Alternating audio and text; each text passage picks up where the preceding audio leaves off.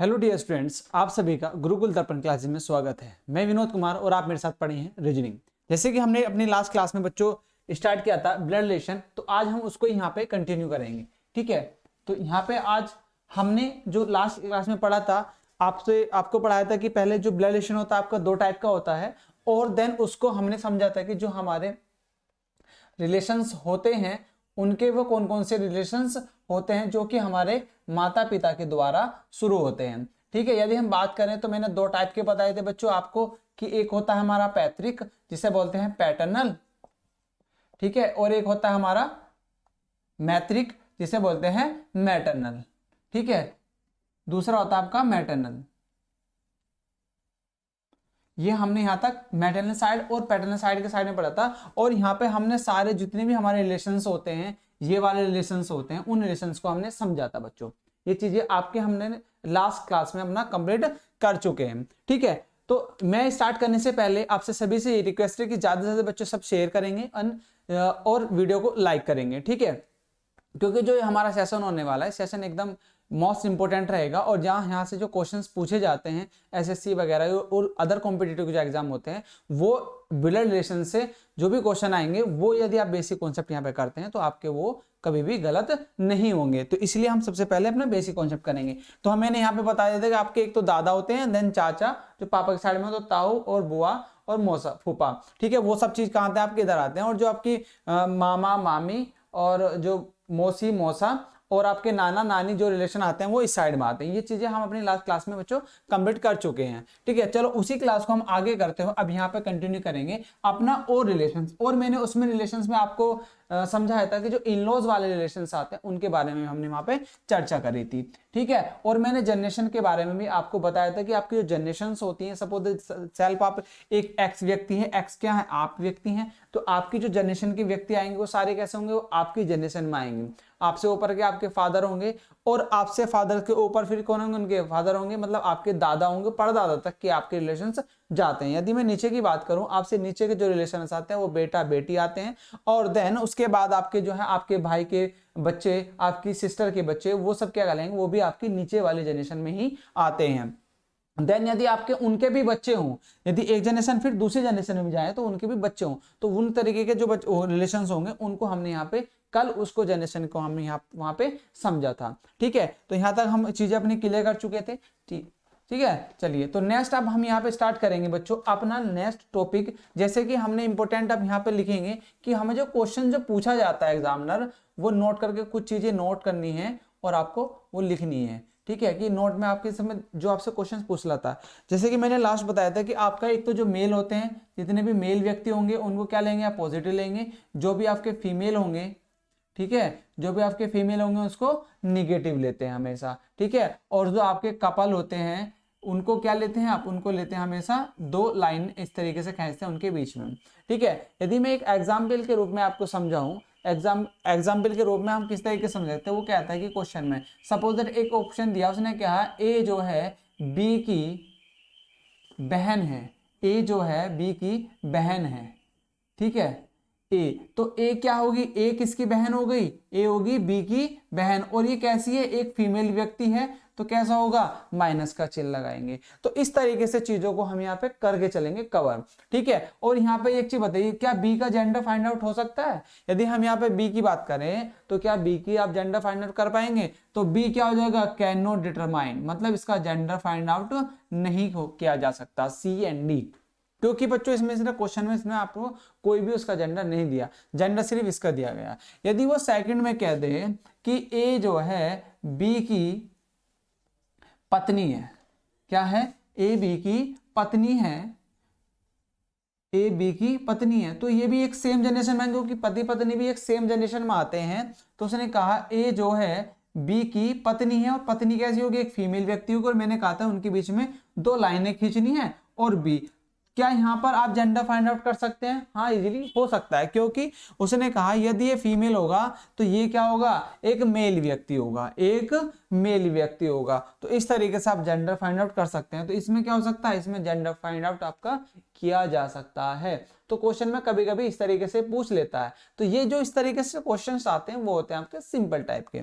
ठीक है, यदि मैं एक दो और आपका एक ऑप्शन और लूं, कहते ए बी का भाई है तथा सी बी का पिता। तो इस पिता है, ठीक है, तो बताइए इसमें, तो बताइए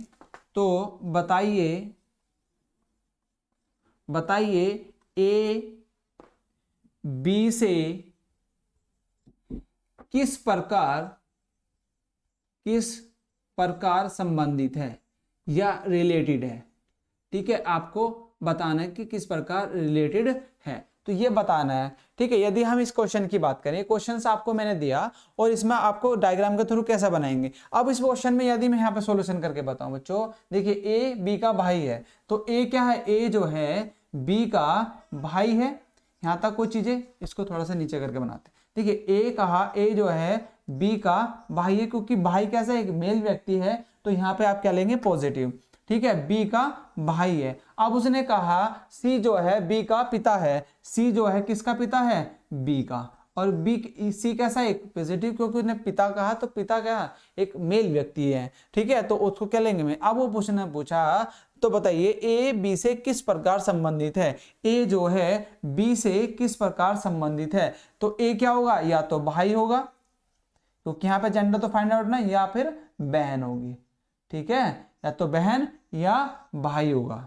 ठीक है, ए बी से किस प्रकार संबंधित है, ए जो है बी से किस प्रकार संबंधित है। तो यदि बी ए की बात कर रहा है तो वो तो भाई होगा, और यदि वो पूछता है बी ए से किस प्रकार संबंधित, तो या तो भाई या बहन। ठीक है, क्योंकि इसमें जेंडर फाइंड आउट नहीं है, बट उसने पूछा कि ए जो है बी से किस प्रकार रिलेटेड है, तो ए जो है बी से किस प्रकार, तो वो क्या है, ए क्या होगा, बी का भाई होगा। ठीक है, वो इस तरीके से पूछ सकता है ए और सी का संबंध बताइए, ए सी का क्या लगेगा, ए जो है सी का क्या लगेगा, ए लगेगा सी का बेटा, क्या लगेगा, बेटा। ठीक है, क्योंकि यहाँ पे क्लियरली दे रखा है उसको पॉजिटिव, तो ए क्या लगेगा, सी का बेटा, और ए का सी क्या लगेगा, पिता। ठीक है, तो इस तरीके से क्वेश्चंस को बनाना होता है, करना होता है। यदि आप डायग्राम के थ्रू क्वेश्चंस को करते हैं तो चीजें आपकी बहुत ज्यादा क्लियर हो जाती हैं, और इसमें 100% एक्यूरेसी आपकी आ जाती है। ठीक है, कभी भी क्वेश्चन आपका इस तरीके से यदि करते हैं तो गलत नहीं होता है। अब यदि मैं बात करूं, कुछ ये आपके पॉइंट्स थे इसमें वेरिएशन में। अब आपका कि टाइप्स ऑफ क्वेश्चन आपके किस तरीके से पूछे जाते हैं, जो टाइप्स ऑफ क्वेश्चन होते हैं वो आपके कौन कौन से पूछे जाते हैं ब्लड रिलेशन के अंदर। ठीक है, ये लोग आप लोगों ने नोट कर लिया होगा। चलिए, हमारा उद्देश्य सिर्फ ये रहेगा कि आपका बेसिक प्लस एडवांस की तरफ लेके जाएं, जैसे कि इस तरीके से आपसे क्वेश्चन पूछे जाते हैं हाल ही में। ठीक है, देखिए आपके यदि मैं टाइप ऑफ क्वेश्चन की बात करूं, टाइप्स ऑफ क्वेश्चन जो आपसे पूछे जाते हैं यहाँ पर ब्लड रिलेशन के अंदर, तो सबसे पहला आपका आता है, एक आता है सिंपल टाइप का, सिंपल क्वेश्चन आते हैं, साधारण टाइप के क्वेश्चन पूछे जाते हैं। ठीक है, दूसरा होता है आपका इशारे वाला, पॉइंटिंग वाले, मतलब ये होता है इशारे वाले क्वेश्चन होते हैं, जो इशारे वाले जैसे कि तस्वीर की ओर कहता है, या ये होता है साधारण टाइप के, आप इसको लिख सकते हैं साधारण। ठीक है, तो यहाँ पे आप लिख सकते हैं साधारण इशारे। और तीसरा आता है आपका कोडिंग फॉर्म वाला, कौन सा, कोडिंग फॉर्म वाला। ठीक है, कोडिंग फॉर्म में जैसे कि आपको कुछ भी अर्थमेटिकल सिंबल्स दे दिए जाते हैं, जैसे हैश दे दिया, परसेंटेज दे दिया, या आपको या प्लस माइनस मल्टीप्लाई, तो इस तरह के सिंबल्स यूज करके वो आपके स्टेटमेंट देता है, और स्टेटमेंट के बाद एक इक्वेशन दे दी जाती है, और उसमें से पूछता है कि अब बताइए कि उनमें से कोई भी दो लेटर उठा लिए जाते हैं, और उसमें से पूछता है कि इसका रिलेशन क्या होगा।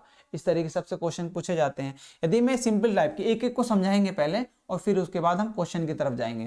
देखिए, यदि मैं सिंपल टाइप की बात करूं, सिंपल टाइप में जो क्वेश्चन आता है इसमें सिर्फ ये पूछता है, इस तरीके से रहता है कि ए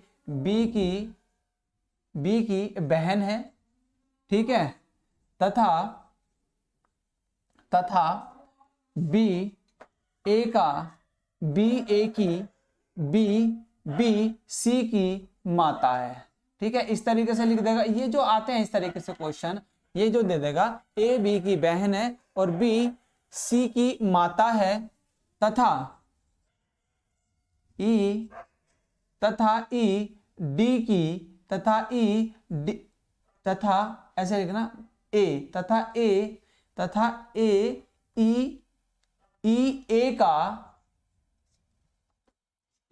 ए का भाई है। ठीक है, वो कुछ इस तरीके से लिख देता है। तो पूछता है तो बताइए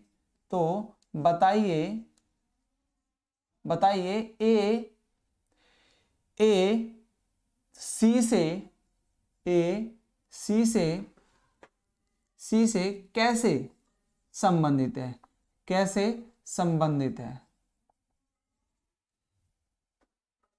ई बी से कैसे संबंध है, इस तरीके से आपसे पूछता है। ठीक है, तो यदि इस क्वेश्चन की बात करें, जो इस तरीके से क्वेश्चंस आपको आते हैं वो वाले क्वेश्चंस आपके आते हैं सिंपल टाइप के। कैसे होते हैं? साधारण टाइप के। इनको कुछ लॉजिक नहीं, सिर्फ सीधा सीधा डायग्राम बनाएंगे और सीधा सीधा हम यहाँ पे अपना क्वेश्चन करने लग जाएंगे। यदि मैं बात करूं ए बी की बहन है, ए क्या है? ए बी की बहन है, तो हम क्या लिखेंगे? ए जो है किसकी बहन है? बी की बहन है। इस तरीके से सॉल्यूशन कर लिया। देन उसके बाद जाएंगे तथा बी सी की माता है। बी जो है सी की माता है, तो भाई माता ही पॉजिटिव नेगेटिव होगी और सी की माता है तो ऊपर जाएगी, नीचे आ जाएगी, कोई बेटी हो जाएगी सी। ठीक है, ये चीजें यहां तक क्लियर। इस तरीके से क्वेश्चन को करना होता है आंसर। देन उसके बाद बात कर रहा है कि ई ए का भाई है। ई जो है ए का भाई है, ई जो है ए का भाई है। ठीक है, ई ए का भाई है, इस तरीके से रिलेशन बताया। तो पूछा है तो बताइए ए सी से कैसे संबंधित है। ए जो है सी से कैसे संबंधित है। अब देखिए ये जो है ये इसकी माता है और ये इसकी कौन है? बहन है। तो ये जब इसकी बेटी होगी या बेटा होगा तो सी का कोई भी इसमें जेंडर फाइंड आउट नहीं है, आपको पता है। तो इसमें जेंडर नहीं, या तो ये क्या होगा इसका, या तो इसका भतीजा होगा या फिर भांजा होगा। क्योंकि क्या है, इसका जो इसके भी जो भी बच्चे होंगे इनके किसके क्या लगेंगे बच्चे? ये लगेंगे भांजा या भतीजा। ठीक है, भांजा या भतीजा। तो इसको आप या तो नेफ्यू या फिर नीज की तरफ आप इसका आंसर दे सकते हैं। ठीक है, तो यदि आपकी वो यदि वो फीमेल है तो फीमेल में आपका नीज आएगा, और यदि वो मेल है तो आपका नेफ्यू आएगा। ठीक है, और आपको दोनों हो सकता है इसमें ऑप्शंस। तो कभी कभी दोनों ऑप्शंस भी होते हैं, इस तरीके से भी देता है, तो आपको इस तरीके से उसका आंसर देना होता है। यहाँ तक आपको आई थिंक सब चीज समझ में आ गई होगी। ठीक है, देन यदि मैं दूसरे टाइप की बात करूँ, पॉइंटिंग वाला। अब पॉइंटिंग वाला किस तरीके से क्वेश्चन देता है, वो आपको बताता है कि एक फोटो है, फोटो की तरफ इशारा करते हुए एक महिला ने कहा कि वह मेरे बेटे के भाई का, मेरे बेटे का पिता है। ठीक है, ऐसे कहता है। तो वो जो आते हैं कि एक ऐसे कहता है, एक महिला ने फोटो की ओर इशारा करते हुए कहा कि वह मेरे पिता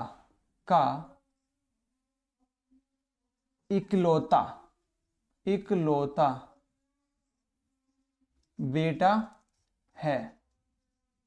इकलौता बेटा है, तो वह व्यक्ति उस महिला से कैसे संबंधित होगा, कैसे संबंध होगा। तो आपको इस तरीके से जो क्वेश्चंस पूछे जाते हैं वो आपको पूछे जाते हैं इशारे वाले टाइप के। ठीक है, तो इसका सॉल्यूशन भी आप किस तरीके से करेंगे। एक महिला ने फोटो की ओर इशारा करते हुए कहा कि वह मेरे पिता का इकलौता बेटा है। ठीक है, एक महिला है, ठीक है, और महिला ने कहा एक फोटो की ओर इशारा करते हुए, फोटो में जो व्यक्ति है, फोटो की ओर इशारा करते हुए कहा वह व्यक्ति, जो फोटो में व्यक्ति है वह व्यक्ति मेरे पिता का, इनके पिता का कौन है, इकलौता बेटा है, तो बेटा भी यहीं आएगा। ठीक है, इकलौता बेटा है वो भी यहाँ जाएगा। तो ये महिला कैसी है, पिता है, तो ये भी क्या होंगे, इनकी बेटी। तो ये दोनों किस तरीके से रिलेशन में आ जाएंगे। तो अब बताइए महिला और उस व्यक्ति का कैसे संबंधित है, तो भाई बहन का संबंध आ जाएगा। तो इस तरीके से आपको क्वेश्चंस का आंसर देना होता है। और एसएससी की यदि मैं बात करूं तो एसएससी इस तरीके के क्वेश्चन देता ही देता है, ये इंपॉर्टेंट है। ठीक है, यहाँ से क्वेश्चन आपको 1 नंबर का या 2 नंबर के क्वेश्चन आपको देखने को मिलेंगे जरूर। ठीक है, तो ये इंपॉर्टेंट क्वेश्चन है, इनको आप जरूर करेंगे। ठीक है, क्योंकि यहाँ पे प्रैक्टिस से ये चीजें होंगी। यदि आप करें तो इन क्वेश्चनों को भी डायग्राम के थ्रू यदि आप करते हैं तो चीजें आपकी एक्यूरेसी के साथ में इसका आंसर दिया जा सकता है। ठीक है, और इनमें टाइम भी बहुत कम लगता है, इजीली आप इनका आंसर दे सकते हैं। ठीक है, यदि मैं बात करूं तीसरे टाइप की, जो तीसरा टाइप का क्वेश्चन आपको पूछा जाता है मोस्टली आजकल एसएससी रीजनिंग के अंदर, चाहे वो रीजनिंग एसएससी को, क्योंकि हम एसएससी का इसलिए बात कर रहे हैं क्योंकि देखिए एसएससी साल में करीब बहुत सारे एग्जाम करा देता है, तो उसके क्वेश्चन के अंदर वेरिएशन बहुत ज्यादा होती है, तो वहां पर सारे टाइप के क्वेश्चन को हम कवर कर सकते हैं। इसलिए मेन फोकस रहता है कि यदि एसएससी के सिलेबस को आप कंप्लीट कर लेते हैं, चीजें पढ़ लेते हैं, तो कई हद तक, काफी हद तक सभी कॉम्पिटिटिव एग्जाम आपके वहां से क्रैक हो जाते हैं। ठीक है, ये चीजें आप लोगों ने पढ़ी। देन उसके बाद यदि मैं बात करूं इसकी, इसमें क्या देता है, इसमें कोडिंग फॉर्म में दे देता है कि ए हैज बी लिख देता है। हे एज बी का अर्थ, ये किस तरीके से स्टेटमेंट दिया जाता है आपको, क्या ए हैज बी का अर्थ ए बी का भाई है, तो वो इस तरीके से आपसे लिखता है। बाह्य स्टेटमेंट में आपको इस तरीके से दे देगा। देन फिर लिख देगा ए परसेंटेज दे देगा बी का अर्थ ए बी की बहन है, ये लिख देगा। ठीक, देन उसके बाद आपको फिर दे देगा ए प्लस बी का अर्थ आपको क्या दे देगा, ए बी की माता है। ठीक है, वो इस तरीके से यहाँ पे देता चला जाता है। ठीक है, देन फिर आपको दे देगा, यहाँ पे आपको माइनस दे देगा। फिर यहाँ पे पूछेगा का अर्थ क्या होगा, ए बी का पिता है। ठीक है, वो आप इस तरीके से वो क्वेश्चंस को यहाँ पे घुमाता रहता है, बस स्टेटमेंट देता है, वो जरूरी नहीं इस तरीके से, वो स्टेटमेंट पर देता यही मेथड है। देन फिर लिख देगा यदि, फिर लिखेगा यहाँ पे यदि P हैज H, ठीक है, प्लस R और परसेंटेज S माइनस T हो तो P का T से क्या रिलेशन होगा, P का T से क्या रिलेशन होगा, आपको ये बताना है। तो इस तरीके से क्वेश्चंस जो पूछे जाते हैं वो बच्चों आते हैं आपके कोडिंग फॉर्म वाले। ठीक है, तो जो इस तरीके से क्वेश्चंस आपसे पूछे जाते हैं मोस्टली, तो वो वाले क्वेश्चंस होते हैं आपके कौन से, कोडिंग फॉर्म वाले। तो यहाँ से क्वेश्चन एसएससी मोस्टली आपको देता ही देता है, ये वाले क्वेश्चन आपको देखने को मिलेंगे। यदि हम एसएससी जीडी की बात करें तो एसएससी जीडी के अंदर भी यहाँ पे आपको क्वेश्चन बच्चों मिलेंगे जरूर। तो इन वाले पॉइंटों पर आपको प्रैक्टिस करनी है जो मैंने बताए, और आपको कोडिंग फॉर्म वाले। तो मैन होता है आपको जो इंपॉर्टेंट टॉपिक्स है, ठीक है, वो आपको इनमें अपनी वेरिएशन को प्रैक्टिस से ही चीजें होंगी। यदि आपको कोडिंग फॉर्म वाले भी आप क्या करेंगे, डायग्राम के थ्रू करते हैं, तो चीजें आपको बहुत ज्यादा क्लियर हो जाएंगी। यदि हम इसके डायग्राम की बात करें तो सबसे पहले आपको क्या देखना होता है बच्चों, सबसे पहले इन दोनों के बीच में देखो, क्योंकि पी और हैज का अर्थ क्या है, ए जो है बी का भाई है, तो पी किसका भाई हो जाएगा, पी हो जाएगा, पी भाई हो जाएगा एच का। तो इस तरीके से आप लिखते चले जाइए। ठीक है, देन ये यहाँ गई। फिर एच और आर के बीच में देखो प्लस का चिन्ह आ रहा है, तो प्लस का मतलब क्या, ए बी की माता है, तो एच किसकी माता हो जाएगी, एच हो जाएगी बच्चों, एच हो जाएगी माता किसकी, आपकी आर की माता हो जाएगी। यहाँ तक क्लियर, कोई प्रॉब्लम नहीं। देन अब इसके बाद देखो यहाँ तक क्लियर हो गया। फिर इसके बाद यहाँ पे चलो, परसेंटेज का दे रखा है ए बी की बहन है, आर जो किसकी बहन है, एस की बहन है, आर बहन है एस की। तो ये डायग्राम बना लो, बस एक बार डायग्राम बन गया फिर आपका आंसर बहुत जल्दी आ जाएगा। देन इसके बाद देखो यहाँ पर एस जो है, एस और एस माइनस टी है, तो माइनस का अर्थ देखो क्या दे रखा, ए बी का पिता है, तो एस जो है टी का पिता है, तो टी एस जो है टी का पिता है, तो टी यहाँ पर आ जाएगा, एस जो है टी का पिता है। तो यहाँ तक चीजें समझ में आ गई। तो ये दोनों कैसे होंगे, ये दोनों देखिए यहाँ पे ऑलरेडी इसने दे रखा कि ये भाई है या बहन है। ठीक है, यहाँ पे दे रखा तो ये पति पत्नी नहीं होंगे, तो यदि पति पत्नी होते तो यहाँ पे 2 डंडे आते, आपको कंफ्यूजन नहीं होना। तो पूछा गया है पी का टी से क्या संबंध है, पी का टी से क्या संबंध है। अब देखिए एक जनरेशन, फर्स्ट जनरेशन यहाँ पे आ गई और सेकंड जनरेशन में पहुंच गया। तो यदि आपको क्वेश्चन में ऑप्शन में बहुत सारी चीज दे रखेंगे, यदि पिता तक है तो पिता तो ऑप्शन खत्म होगा, आप जनरेशन के हिसाब से भी इजीली आंसर इसका दे सकते हैं। ठीक है, अब यदि मैं बात करूं तो ये देखिए ये इसका पिता है, तो ये इसकी बहन है, जब ये एस की बहन है तो ये इसकी बुआ लगेगी। ठीक है, और एच जो है, एच इसकी माता है, एच इसकी माता है तो भाई एस की भी माता होगी, और ये इसकी कौन होगी, दादी। तो ये कौन लगेगा इसका, ये क्या होगा, अरे दादी का भाई है, तो एक तरीके का दादा ही लगे इसके रिलेशन में। भाई इसके भी रिलेशन में कैसा आया, ये भी इसके दादा ही आएंगे। ठीक है, कैसा होगा, दादा। अब पूछा क्या था, पी का टी से कैसे संबंध है, पी का टी से क्या संबंध है, तो पी का संबंध क्या होगा, दादा का संबंध आएगा, क्योंकि तीसरी जनरेशन में जा रहा है वो, सॉरी सेकंड जनरेशन में जा रहा है, तो दादा की जनरेशन में जा रहा है, तो वो क्या होगा, आपकी दादी का जो भाई होगा वो भी क्या लगेंगे, आपके दादा ही लगेंगे। ठीक है, तो इस तरीके से आप आंसर देंगे इसका, तो इजीली आप इनको बता सकते हैं। ठीक है, तो बस आपको इस तरीके से डायग्राम बनाना आना चाहिए। यदि डायग्राम इजीली बना लेते हैं तो 100% श्योरिटी के साथ में इसका आंसर दे पाएंगे।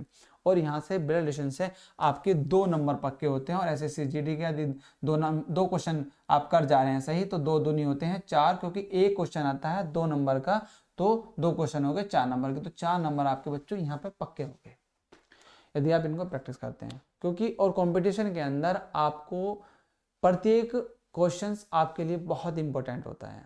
ठीक है, तो यहाँ पे आप इसकी प्रैक्टिस करेंगे। ठीक है, नेक्स्ट क्लास में हम लेके आएंगे बच्चों आपके लिए प्रैक्टिस क्वेश्चंस ब्लड रिलेशन के, वहाँ पे प्रैक्टिस क्वेश्चन करेंगे, देन उसके बाद हम यहाँ पे अपना और फिर कंटिन्यू अप चीज़ें करेंगे। ठीक है, देन उसके बाद नेक्स्ट टॉपिक की तरफ जाएंगे। तो चलिए मिलते हैं आपसे जल्दी, बाय बाय, जय हिंद जय भारत बच्चों।